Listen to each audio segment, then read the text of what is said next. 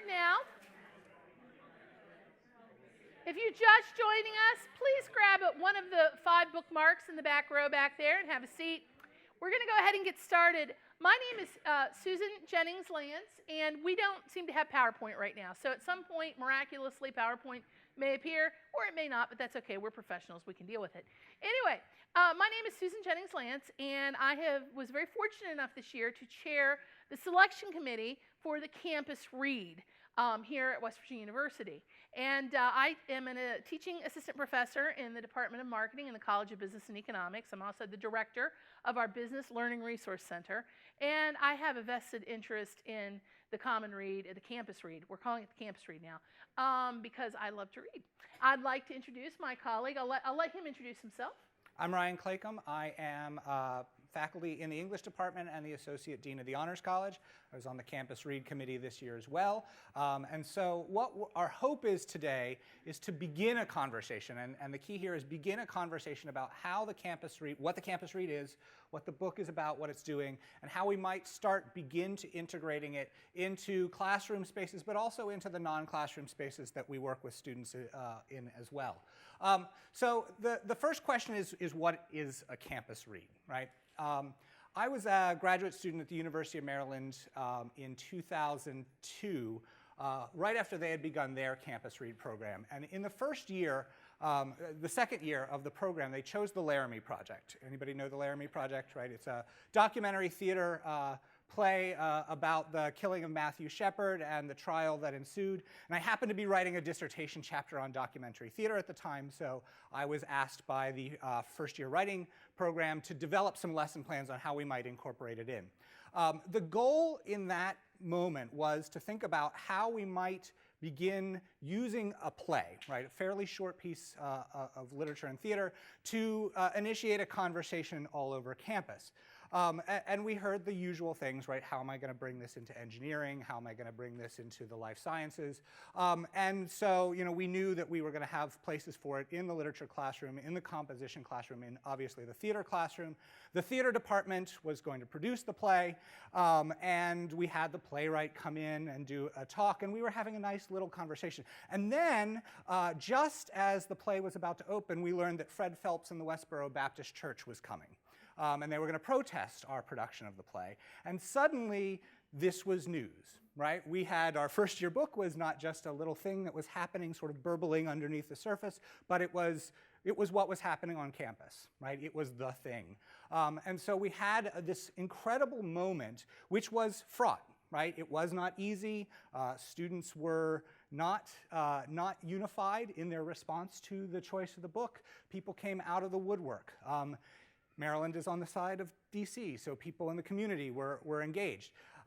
The idea then was that this was a book that was not meant to be specifically kind of propaganda. It wasn't meant to be, we want you to learn this thing about it. The idea instead was that the Common Read or the Campus Read was a common experience, right? It was a shared discussion, okay? And there was dissensus around that discussion. There was a lot of just burbling up of very strong opinions, people changing their minds back. And what ended up happening is at the end of that semester, we felt like we had actually had a successful experience. I had that in the back of my mind when I was sitting on the committee and thinking about what books did we want to bring here. Not just books that were great books, but books that were going to engender conversation. And engender conversation in ways that might not key specifically to a lesson plan, right? Might not exist just inside the classroom, although they could, but that might cross over into the life of the student.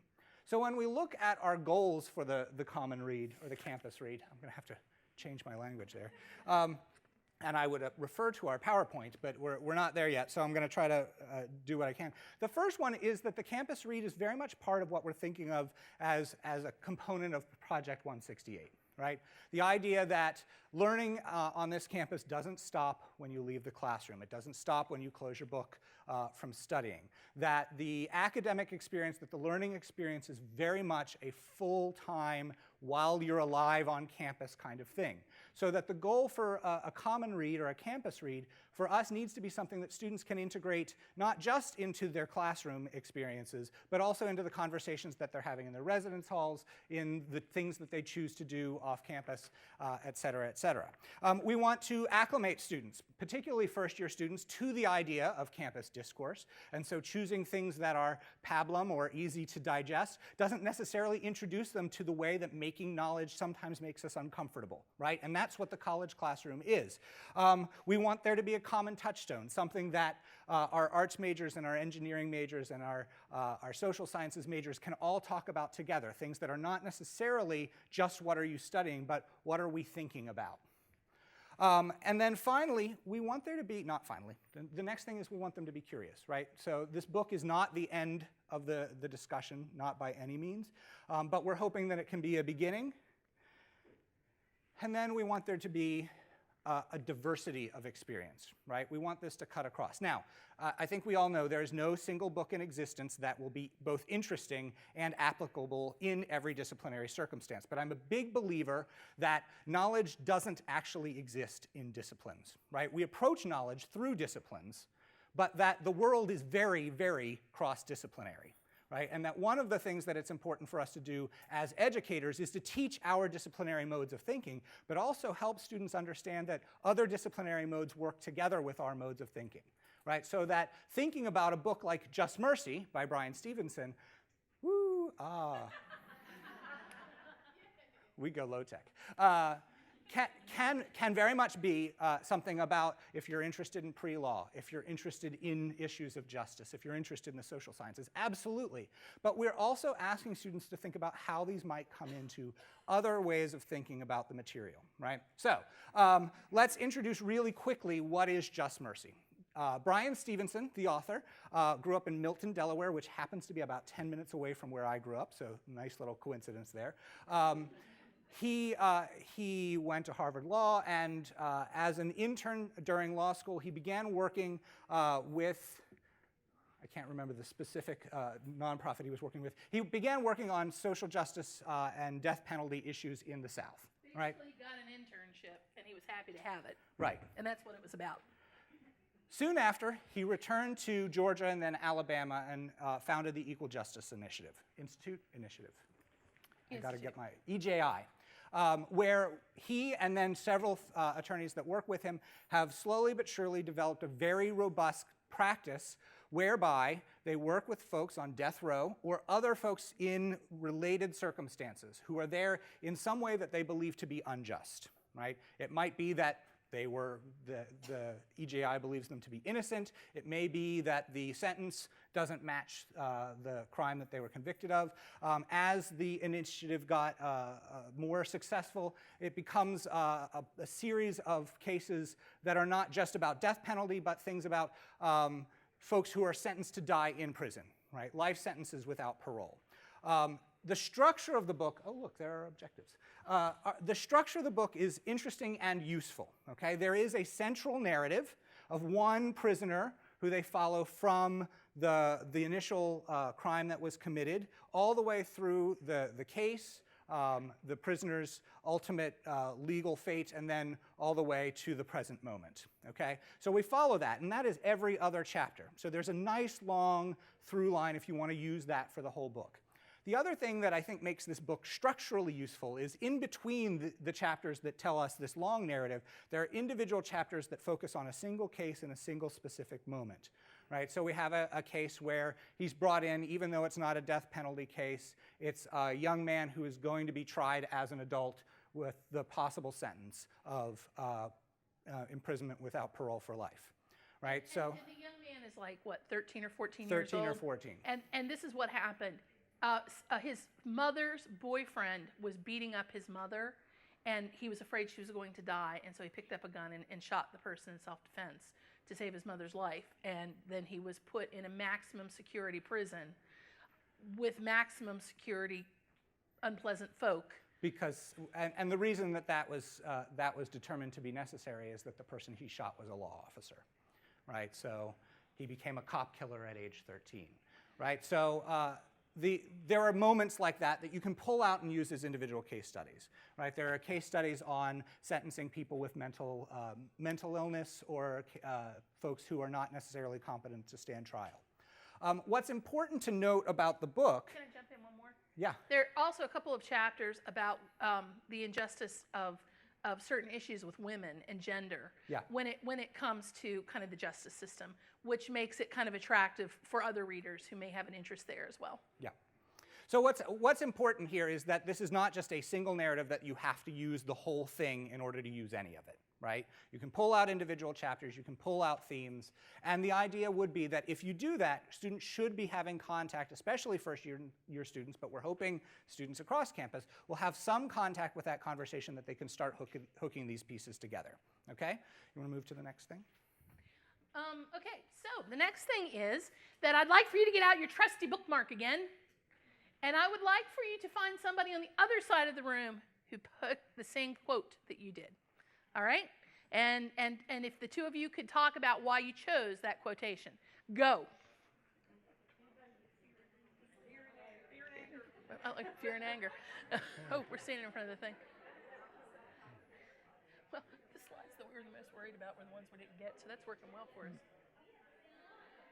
Nope, no, Yep. Too much for that. Okay, so when they sit down, let's get Avery to hand out. Can I have once people sit down, then we'll pass these out. Yeah, thanks.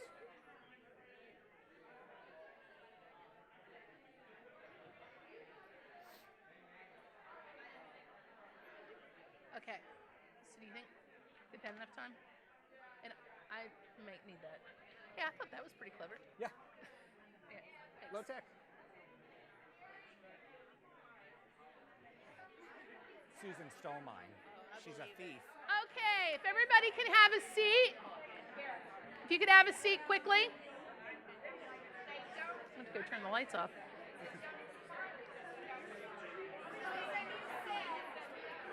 Hold on. If you could go ahead and take your seat again, please.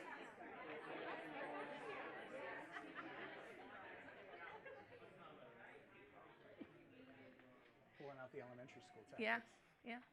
Kindergarten teachers don't have anything on me.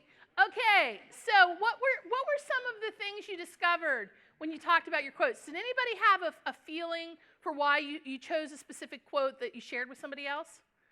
Or maybe somebody can tell me why you chose the quote that you chose. Oh, yes. Linda and I chose fear and anger are a threat to justice.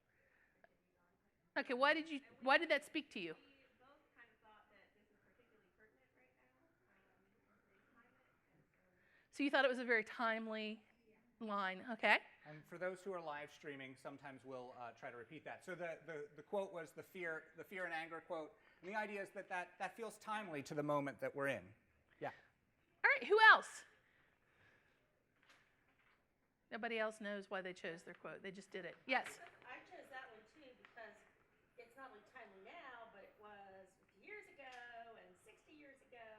And I would like to see some of that cycle of doing it over and over again. I thought students understood that better than what it is. That's fueling it, the fear and anger. That would be a good thing. And have you read the book yet? No. Okay, well, interestingly, in the book, there is a whole scene in which some people come to support a man of color who's in a courtroom, and one woman walks in, and there are police dogs, and she just has practically a nervous breakdown from seeing the police dogs, because in the 60s, when she was doing work for the civil rights movement, apparently she'd had a very bad experience. And I think that speaks very much to what this theme that we're discussing now would be. Okay, who else? Who else picked something? Yes? The bad things that happen to us don't define us. And I picked that because I thought it's kind of an optimistic, we don't have to be defined by the bad things that happen to us. Yes. The person I spoke to had kind of the opposite. They had, you have to try really hard not to let the bad things define you. But so you have to try, but both of you were on the same page of The goal here is not to let that happen. And I don't know about you, but when I was 18, 19, 20 years old, a lot of bad things happened. And a lot of bad things happened to my friends. And in retrospect, now that I'm 46, I realize some of those things weren't even that bad. But I thought they were at the time. But I think it would have been helpful for me to have heard somebody say, bad things that happen to you don't define you, when I was 18, 19, 20 years old. Who else? Anybody else get one? Yeah. Each of us is more than the worst thing we've ever done. Okay. I chose that one because I learned a long time ago that everybody, including me, is very susceptible to being told they're a bad person. And when you hit on that note and tell somebody they're a bad person because you did this, everybody feels like a little kid. And I think that quote addresses directly that. And interesting that you work with new and young students, that you would find that as a powerful message.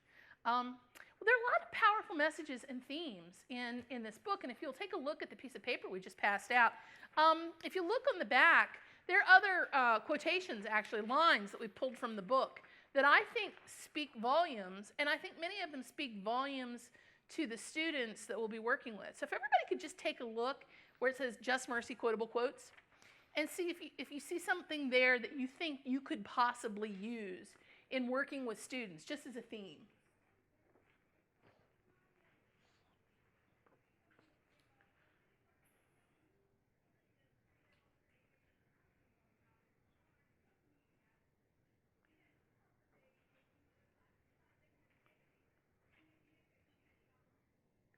Does anyone see something there that speaks to you? William, I notice you're nodding your head. I was uncertain what I wanted to do. I'm working with exploratory freshmen. All right, so you're working with, I'm repeating this for the people online, but you're working with exploratory freshmen, and the one that says, I was uncertain about what I wanted to do with my life would resonate with the students you're working with. Yes. Anybody else? Yes, in the back. None of my aunts or uncles had graduated from college. Many graduated from high school. They always encouraged me and never asked me for anything back, but I felt a debt accumulating. For me, although many of them had gone to high school, had not gone to college or graduated college, my parents included, I just felt like they wanted the best for me, and the best thing I could give them is to complete it and be successful in whatever I was doing. And that was like the payback. So it wasn't just about you, it was about everybody who had sacrificed or encouraged you to come to college. Do you run into students who you feel like would feel that resonating in their lives? Oh, definitely. Yeah. I think that there's some resonance there, especially with first-generation students here on campus, students who feel not only adrift in the very large bureaucracy, but also feel uncertain as to whether they belong here, right? And what the relationship between what they're doing on campus is to where they come from and from whom they come, right? And so one of the things I think is very effective about this book is that it's a memoir, right? It's not just a piece of rhetoric or argument about death penalty, right? It's his story, and because it follows him from his high school onward, there's a lot in here that's not just about the issues that he's working on, but how he came to work on them, right? And so when, I know there are some folks here who might be working with this book in a first-year seminar kind of environment, this doesn't necessarily have to be we have to talk about this issue, right? This can be a set of, let's look at how this person came to find an issue in which they're passionate, right? Came to find purpose. Now, there's great purpose in what this is about, and this is why this book is, in fact, probably a very good choice. But there are a lot of those decision-making sort of processes that he walks us through, right? How did he come to work on this thing? Did he know that from the very beginning that he wanted to right this social wrong? Or did he kind of stumble into it? And there's a lot of stumbling, and I actually think that that's another piece that's very useful, is that he stumbled into something, he met somebody who really sort of caught his imagination, he got working on projects that really challenged him, right? And that notion of being challenged by the projects that you're working on is another thing that we expect to be a fairly common experience among our students. when we start thinking about these themes, it also begins to sort of get us into a conversation about how this book might be used, right? And I don't want to go around the room and ask everybody what their field is and what level they'll be teaching these students. But I do want us to think that usability can happen at a lot of levels for a book like this. At the most robust level, yes, you're adopting the book, you're building a unit around it. There are lots of things that you can do in certain fields where this is going to be really, could be potentially very central to the material that you're doing. So, if you're in a social sciences classroom, there very well may be a full chapter that you can pull out, if not the full book. The other thing, though, that I want people to think about is to think about what are other more oblique ways that you can use this in the classroom, right? So if the book that we've just described sounds like something that's really great to read, but nothing to do with what you're actually teaching, we might think about how are there ways that you can begin to reference this. So, if you're in a chemistry classroom, can you, in the way that we might drop a reference to whatever pop culture phenomenon, you can drop a reference to this as a common shared experience, right? So if there's an example to bring up, well, this death penalty issue doesn't just have to do with social sciences. There's also issues of how do we formulate the drugs that are being used to terminate prisoners, right? That's an issue of humane delivery of the punishment, right? Whether or not you agree with it, there's also this other piece of it, right? So if you think about just what are the ways that you can hook in, it could just be a simple mention or two across the course of the semester to let students know, and I think this is an important piece, that you are part of this broader campus climate as well. Right? That you are not just doing your siloed thing either, that you're part of the conversation, and that when students see somebody in a discipline that might not be the one they're teaching, thinking about the issues that are germane to both the students and our broader cultural moment, that we might begin to start seeing students think about, oh, this isn't just a thing I'm doing because it was assigned to me, right? It's a thing I'm doing and thinking about because it's part of the world that we're living in, right? Okay, so I want to switch topics here just a second. Go for it. And I would now understand that I started out in life to be an English teacher in like middle school. So I was steeply trained in reader response theory. And so now I teach marketing, so it's a whole different thing. But I would normally, if I had a group of students in the classroom with me, would take this exercise that we're about to do, and I would ask them to write. But we're not set up in a room that is easy to write. If you're joining us via live stream or the recording of this, you can certainly free write, and I encourage you to do that. But for everybody else who's here in the room with us right now, I would like for you to close your eyes, okay? And don't go to sleep, whatever you do. No sleeping.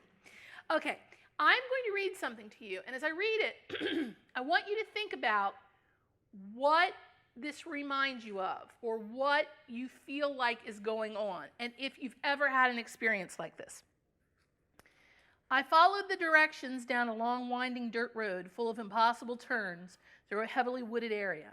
As darkness fell around us, the road twisted through dense forest for several miles until it came to a short, narrow bridge with room for only one car to pass. It looked shaky and unstable, so I slowed the car to a stop. It's okay, it hasn't rained that much, and that's the only time when it's really a problem, Minnie said. What kind of a problem? I didn't want to sound scared, but we were in the middle of nowhere in the pitch black night, and I couldn't tell whether it was a swamp, a creek, a small river, or under a bridge. It'll be all right. People drive through here every day, Jackie chimed in. It would have been too embarrassing to turn around, so I drove slowly across the bridge and was relieved when we had made it to the other side. I continued for another mile until the forest began to give way to trailers, a few small homes, and finally an entire community hidden away in the woods. We pulled up a hill until we reached a trailer that was glowing in the darkness, lit by a fire burning in a barrel out front. 6 or 7 children were playing outside. They dashed into the trailer when they saw our car pull up. As we got out of the car, a tall man emerged from the trailer. He walked up to us and hugged Minnie and Jackie before shaking my hand. They've been waiting for you, he told me. I know you probably got a lot of work to do, but we appreciate your coming to meet with us. Okay. What did that passage make you think of?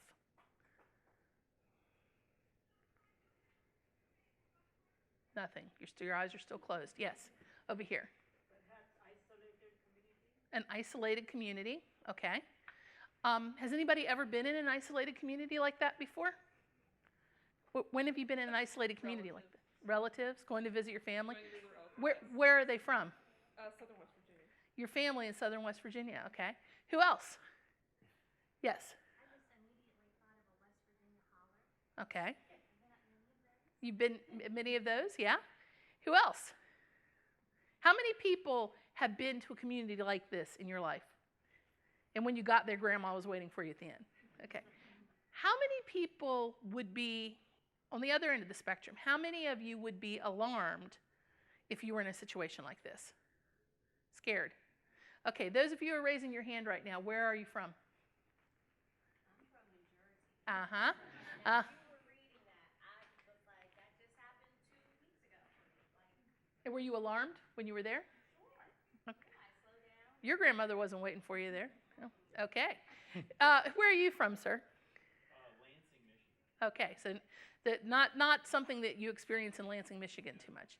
Okay, who else? Who else is from a place other than well, where are you from? South Alabama, and I know you don't want to go places like that if they don't want you coming. Yeah, you need to be invited. Okay. Who else? Chicago? They don't have places like that in Chicago? Okay. Why do you, they do, but you don't go to them, yeah, unless you've been invited. Okay, so how many of you, can anybody see how this could be applicable in a classroom? Can somebody articulate that for me? Could you, Dr. Brady? I can see it opening up a lot of interesting conversations in much the same way you've modeled it for us today, that it can be just a short excerpt and this kind of find a quote or respond even to just a quote or a passage if you don't have time to teach an entire chunk of book. Okay. Yes. I think a lot about using place-based approaches in my classroom. And not, it's a beautiful description of place that gives you a sense of the place where there's other meaning involved. So using that as a model for student writing, where they can write about the places they're from, those kinds of descriptions would be really effective. And you teach writing? Yeah. Who else? Can somebody else come up with something? How about the first generation college student people back there? Do you think you all could use it?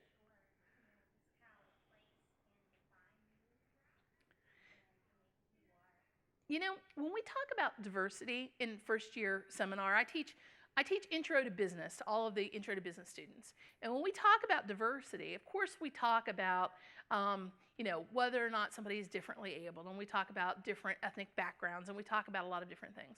But when I talk about this with my freshmen, and I teach classes with 95 students per section in them, okay, so I'm working with a group of 95 students, inevitably it comes down to, oh, Morgantown is so small. It is so rural here. What do you do? And then some kid from Tunnelton, where I'm from, who says, are you out of your mind? You could have a ton of things you can do here. It's wonderful. And then more recently, this is my favorite part, somebody who lived in London for 3 years will be like, you're both crazy, because London is way bigger than New Jersey. And there is always this conversation about kind of the West Virginia rural background versus the more urban or more suburban background that our students feel. And when we work with first semester students, first year students, I find that that's one of the biggest diversity issues we face more than anything, and throw into that mix then we have students from different cultures who are from different countries and may not be may not be native speakers of English. So one of the things that I want to encourage people to do as we're looking at this book is to think about ways that you can take passages, and there are a ton of passages. You can borrow my book. I have passages underlined left, right, over, under.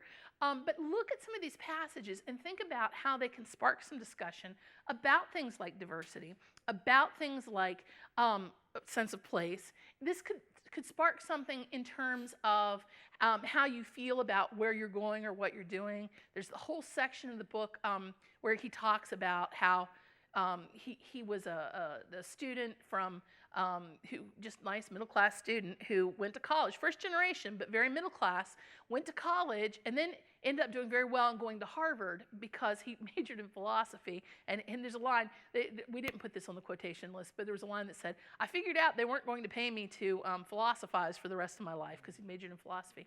So he went to law school, and then he gets into law school, and he's like, I don't know what I'm doing in law school. I'm interested in this other stuff. I don't know what law school has to do with this. I mean, I remember in my own life feeling like I'm majoring in English, and other than teaching, I'm not quite sure what I can do with that. Hello, I ended up working in human resources for 8 years. I didn't know that was a thing I could do, you know? And so he talks about going into this internship and thinking his life was heading one way, and the internship really taking him to where he wanted to be. So as you look at the book, did I mention we're going to give you all a book? We have copies of the book back. It's like Oprah. Everybody gets a book. Everybody gets a book. You get a book. You get a book. And you get a book. Yeah. So when you're looking at the book, unless you already have a book, because we've only got 25, but I think enough people in here already have copies that don't be greedy with the books. But but as you're looking at some of these things, you're looking at some of these quotes. I mean, we're taking a book that has gotten a lot of press. Starbucks last year actually had this. It was the great read from Starbucks. Did you know that? I was all excited because you know me, I have this thing about Starbucks. If you look on the paper there are some different reviews. It is in the running for many awards. It is a book that is critically acclaimed. The New York Times said if you're going to read one book this year, this is the book you should read.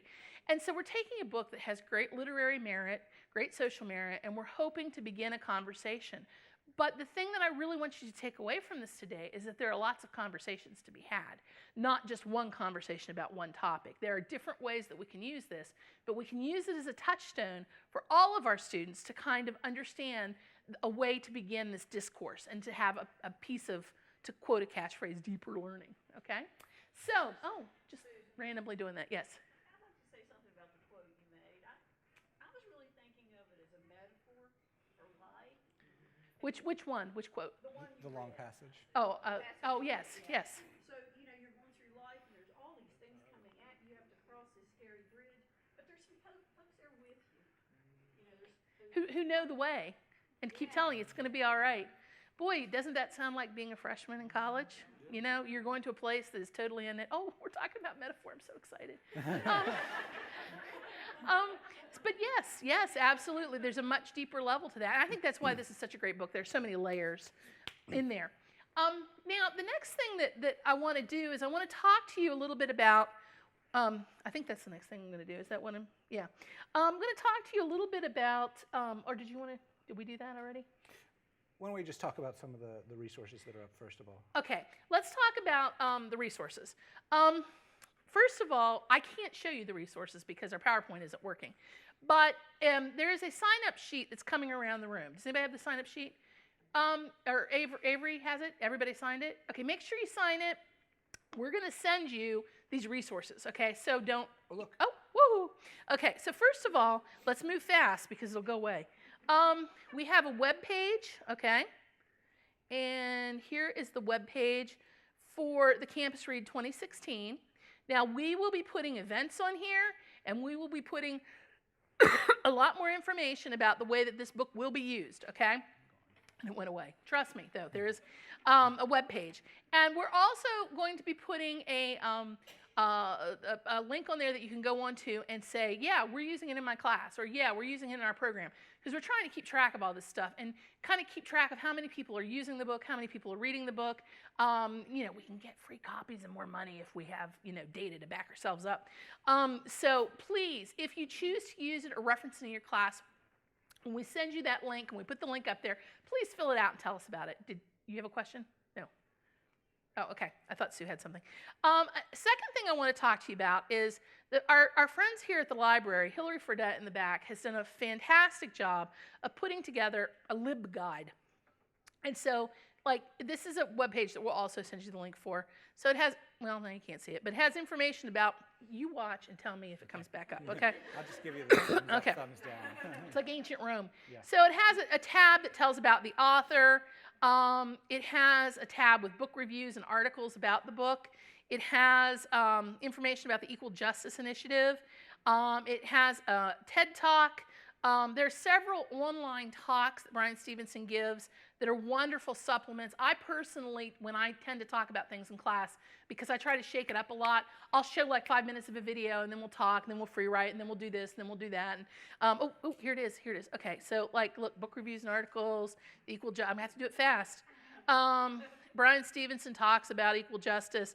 This Cocktails and Conversations is kind of interesting because I was actually at that presentation they did at the first year seminar conference, and he's having a conversation with this really crazy guy who has really good reason to be different because he was in prison for 18 years for a crime he didn't commit.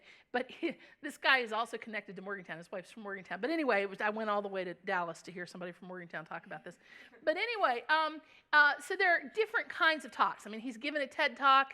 He has like a keynote speech that he does, and he also has this conversation thing. So you can, if you watch all three of those, you can gain some interesting things.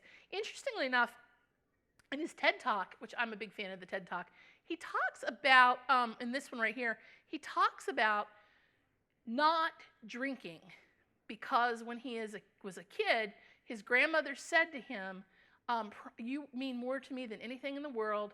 Promise me you will never drink alcohol. And he's like, okay. And then he gets to be a teenager, and he's like, wait a minute. And then he talks about how it turns out his grandmother said that to everybody in the family. And then he talks about why it was important to his grandmother and why it made sense within the context of the times. And then he talks about the fact that he never drinks. And so I like it because it's not judgy, it's not preachy, but it gives, I think it gives the message of we make up our mind about who we are in life, and there are reasons for making up our minds about who we are, and we need to pay attention to that context, and I really like that part. So we have those wonderful things. Then we also have... We're down. Huh? We're down, yeah. But I don't know what is next in the speech, so I have to pull this up. Okay, so I also want to tell you who we already know will be using this in class. First of all, the plan is that over the summer at freshman orientation, new student orientation, the new student orientation guides are already reading the book and discussing it. I'm going to go in and talk to them a lot about some of the same things that we're talking about so that they have a feel for it here in a couple weeks. And then at new student orientation, we are hoping that our academic advisors will talk about this to the students and say, hey, you need to be reading this. This is a great book. We're hoping that President Gee will mention it. We're hoping the provost will mention it. Anybody who talks to the students will bring it up. In addition to that, we have it on good knowledge that the people from the Parents Club, when they get the parents in one room, they're going to talk to the parents about this book and encourage them to buy a copy and read it, because we feel that if the parents start discussing it, they'll discuss it with some of their students, the millennial thing, and that will help follow through. So that's what's going to happen right off the bat. We know that all of the honors freshmen will be reading it. How many honors freshmen are there? 890. All right. Now remember, we have 5,000 people, give or take, in the freshman class. So we have 890 honors freshmen, and all of the business freshmen will also be discussing it because I'm in charge of that. So now that's 450 more students. So already we have well over 20% of the freshman class will be reading it that we know about. In addition to that, many of the first-year seminar classes will be using this book in conjunction with another book that they're using. The Reed College immediate freshmen will be using it. The students who are in the STARS program at the Center for Black Culture and Research will be using it. All of the students who are taking Intro to Gender and Women's Studies will be looking at those two chapters that have to do with women in the justice system. The College of Law externship program is already using it. They're way ahead of the times. At least one section of Sociology 101 will be using it, and possibly more. The forensics freshmen will all be reading it. I don't know if you're aware of the WVU Innocence Project here on campus at the College of Law, but I'm excited to say that we just found out recently that they were able to help 3 different people who were on death row be exonerated and not be on death row anymore because it turned out they didn't do it. So they're going to be reading it. But, I mean, their story is even bigger than this. I mean, I'm just fascinated. The students who are in the honors program who are taking Intro to Philosophy honors will be using the book. The students who are going into the first-year law class are being encouraged to read the book before they come. Contemporary literature in the English department, somebody is actually going to teach this book and teach a lot of parallels are made to Kill a Mockingbird. So they're actually in this class going to read both of them and compare and contrast, and I'm just so excited I can't stand it. Believe it or not, economics we have a professor who talks about the economics of prisons and criminology and surveillance and that sort of thing, so he's going to be using it. The College of Creative Arts freshmen will be using it. The Parents Club will be using it. We're hoping we can talk the people into using it with the students who are in composition. So we know that there are a lot of people on campus, and I don't even think I've discussed everybody. We will be talking about it at summer orientation. We will be talking about it. In retrospect, yellow and blue wasn't a good choice for that, was it? Welcome Week, we are hoping to do an event during Welcome Week when the freshmen come that will be surround this. Right now, we're talking about, I'm not 100% sure we're going to do it this way, about having a panel about figuring out, with professors, with our local talent, the people who work here at WVU, to talk about figuring out what it is you want to do in your life and figuring out your passion. Not necessarily figuring out your career, okay, but figuring out what the plan is, okay? We're hoping to do some TED-style talks on campus with professors who are people who teach things that are tertiary to this. So having somebody from the Innocence Project come in and talk about what's going on there, for example. So we're hoping to have a number of those. The Appalachian Book Project, which is a phenomenal project that's housed here on campus, of course, already kind of is working with prisons. Oh, I put Appalachian Book Projects. I'm sorry, it's Appalachian Prison Book Project. I apologize for that.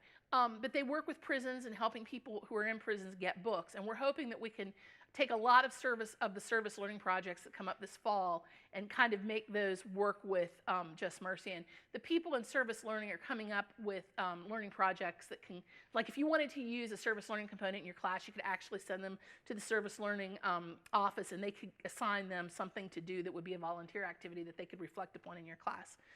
We're planning a film festival with west of Memphis, The Thin Blue Line, and Dead Man Walking that students can attend. We're probably going to have Bryan Stevenson on campus, but I'm not supposed to tell you that, so don't tell anybody I told you that. You just live streamed it. Alas. Whatever you do, don't put it on social media. That's all I ask. This is really cool. The philosophy department, which runs something called The Question, okay, is going to kind of center itself around the campus read this year about these topics that we're discussing. And I don't know if anybody noticed the sign on Beechhurst today. I noticed when I drove in today on my flat tire, yes, flat tire, that the question today was, who should we forgive? And I was like, oh, we're already starting. And the very first division of theater production at the Creative Arts Center this fall is going to be Race by David Mamet. And that wasn't planned, but we're all excited about it because it seems like a really good intro into everything that we're doing. So that's what I had to say about the key resources. The other thing that we want to pull your attention to is once we've got the full campus read page up and running, Dr. Harrison Onge from Undergraduate Education has developed a series of lesson plans. Those may or may not be specific or at the right level to what you're doing, but I encourage you to check them out simply because there are a number of ways that he offers that model the ways that you could use it, right? Even if you're not using that lesson plan or those resources. There's some really close attention to thinking about what are some of the different levels of usability, some of the different ways that you might incorporate that in. From something really sort of oblique like, let's think about place, that happens to come from an excerpt of this book, to thinking directly about the relationship between poverty and justice, things like that. And I have a few sample copies of it. I don't want to distribute them widely, but if you're really interested, come talk to me. I have an in. But we will post those online as well. Are there questions about what we're doing here? Yes? Hi, I'm Tom, coordinator of the undergraduate writing program, so the composition students. Yes. And my question is, how can I get the book in the hands of the instructors? Because we're talking mostly about graduate students, and so we can say, hey, go get one, and they'll be like, I don't have $10 to lay down for this. $9.98. Yeah. Okay, so first of all, you're going to get a free copy because you're here today. circulated widely. If you require it in a class as a textbook, I mean, like if that is one of the textbooks required for the class, I think the bookstore will comp them a copy, and I can work with you on that. And there might be some other ways that we can help at least find it at a reduced rate. How many GAs do you have? 60-some. Okay, we'll talk about it. the easiest way is to require it as a textbook for the students, okay? And I understand, and it is available in the bookstore as a rental, so they can rent it. Or, I mean, it really is only $10, and Amazon actually is pretty cheap too. You can even download it on a Kindle. Huh? $9.98, yeah. And like I said, if you require it as a textbook, then that's easy. They can just give you a free one because that's how they count them. But we'll talk, okay? Because if you have 60 classes that might require it, you'd be amazed at what we might be able to help you with. Other questions? You can get a free download from the library. Oh, yeah, that's right. Yes. But only so many free downloads will come from the library. But yes, you can absolutely overload, or is it overdrive, overload? Overload, that sounds like me and my book hobby. Yes? But keep in mind, even if we can't get it locally, we can get it from another school. You know, we can do that to many people. Yeah. All right, and we're not supplying all the freshmen with a copy of the book because we're not limitless. But, I mean, the goal is to try to get the students to buy it and, you know. Yes. It's available. She's already over there downloading it. Okay, who else? Yes? So you're not requiring faculty to use the book? The hope is just that faculty will sort of willingly choose to use the book? That is correct, because if we force you to do it, you may not be happy about it, and you may not be, well, and plus, I mean, who has the ability to do that anyway? But, I mean, a dean, a director, or somebody like that may require that their faculty use it. But no, it is not being foisted upon anyone. The goal here is for everyone to be interested in the topic that they're talking about and understand what they're talking about and be enthusiastic about it.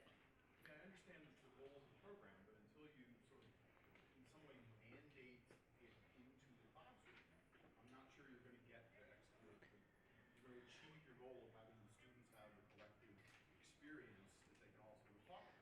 I think about engineering students, I think about the pre-med students, I think about the pharmacology students, I think about students that are not going to encounter this book because their professors don't even know it exists. I mean, I came to this because I was curious about the idea of campus read. I had no idea you even chosen one. Surprise. And so, I mean, the faculty don't know, and the students don't know, and it's not mandated into the classroom. How are you going to make this an campus experience? Well, I have to tell you that we actually had a campus read last year. Did you know about it? Yeah. So we're way ahead of where we were last year, okay? We're light years ahead of where we were last year. We're not as far along as we'd like to be this time next year. And I think that it's an organic process, and I think that it grows. And right now, this is how we're doing it, but I think that we're taking note of that opinion. And it's something we talked long and hard about. I mean, there was a lot of discussion about this. However, I got to tell you, I know, I know for a fact that we are going to have over 1/5 of the freshman class will definitely have that book in their hands. Yes? You know, I think this is a great example, is we really want people to be passionate, be engaged, and think about how they can use it. If we mandated it, it would probably be something shoved down somebody's throat. And so I think what our idea is let's talk about it. Let's get the chatter. Let's get people to say, wow, maybe I should read that, and wow, maybe how can I use it in my class? So the process is lead by incentive, and we want people to get engaged with it. And I have to tell you that I have attended a couple of conferences and I've spent a lot of time kind of studying this. And what seems to keep bubbling up in these conversations with other schools that we've been having is when it's a requirement, everybody hates it. When it's not a requirement, people get excited about it. So I can give you some instances and some research on that too. Yes? Could you talk about the process of how the book is chosen? Yeah, sure. This year, we just formed a committee. The heck with it. We said anybody who wants to be on the committee can be on the committee. And you know what? That's the goal for next year, too. So if anybody's interested in this room or anywhere else in being on the committee, and that includes people who are watching from the web, if you're interested in being part of this committee, we're more than happy to have you. Send me an email. We'll add you to the list. But we just got a bunch of people together. Many of the people that we put on the committee were people who, and I mean put like, hey, will you come to this meeting? I'll give you coffee. I swear I'll give you coffee if you'll come to the meeting. I invited a lot of people who said they were going to come and didn't show up, okay? And so we put the group together. We put a call for nominations out that we sent to everybody, and we posted it everywhere. Nobody paid any attention to it. And said, please nominate a book and tell us why this would be good for the campus read, okay? But we actually got over 50 nominations? Yeah, we got I mean, about we got 50. plenty of yeah. nominations. I mean, we told 30,000 people. We got 50 nominations, but we're getting there. But anyway, so we got 50 nominations. We sat down as a group, and we had students on the committee. We had faculty. We had staff. We had administrators. We had anybody who wanted to drink coffee and talk about books. And we sat down, and we went through them, and we asked people to explain why it would be good for the campus read. And then we narrowed the list to about 9. And then we kind of all sat down and looked at the 9 books, and read reviews about them. And then we took that list down to 5, and we all got a copy of the 5 books and sat down and read them over Christmas. And a couple of the books we really liked, but we thought the students would hate. A couple of the books we really thought were great books, but maybe weren't the right thing. And then we settled on, and there was one book that half the group hated and half of us liked it, and we decided not to go with it. So we came up with 2 books, and we submitted those to the provost's office, and they agreed with our top choice. What was the other one? Well, it's interesting. It was called Beyond the Beautiful Forevers. Behind the Beautiful Forevers. And he nominated it. I nominated it, so Yeah. I feel a little weird about it. But it's it's called, the subtitle is Love, Death, and Something in a Mumbai Undercity. Yeah. So it was Great book, but it's a great book, but one of the concerns about that was that it might actually reinforce stereotypes rather than undo them. also so- it was nominated by 2 faculty members. I want to point that out too. 2 it different was people. not just me. Yeah, somebody in economics nominated it Yeah. too. And it's a brilliant and beautifully written book, so I highly recommend it. But it was maybe going to be a little bit more difficult to manage a common experience with that. Behind the Beautiful Forevers. My email address is susan.lantz@mail.wvu.edu, and I'll give that to you again here if you really want to know. Send me an email and say, I want to be on the campus read committee. I promise you there will be coffee, there will be books, there will be conversations. It'll be the most fun you'll ever have in a committee meeting at 9 o'clock in the morning, I promise you. We in all laugh. 2016. Yes, yes. Other questions? Yes? Do you have the list of those top 5 books on your website? We do not, but I can tell you what they are. How about you just email us and we'll give you the whole, Yeah.